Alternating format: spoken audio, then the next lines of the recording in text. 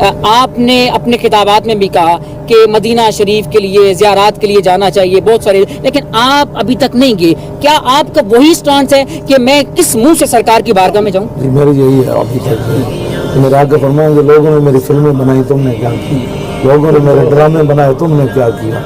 Quran 400 बलग्राम base पर लोगों ने अमेरिकी फौजी ने पाँव के नीचे फेंके, तुमने क्या किया। डॉक्टर आफिया सिद्दीकी जब परेशान हुई तो हुजूर उसकी ख्वाब में गए, हाँ जी, तो वो रो पड़े। अर्ज़ की या रसूलल्लाह मेरा इम्तिहान कब ख़त्म होगा। तो मेरे आका की चश्माने मुबारक से आंसू आ गए। तो हुजूर ने फरमाया ये तेरा इम्तिहान तो नहीं ना, ये तो मेरी उम्मत का इम्तिहान है, तो उन्होंने कब तुम्हें छुड़ाना है। अब बताओ डॉक्टर आफिया पर हुजूर रो पड़े तो बर्मा की चीखती हुई बच्चियों पर हुजूर नहीं रोए। तो मेरा यही मौक़िफ़ है कि उम्मत उठे, मरना तो एक दिन है कम अज़ कम।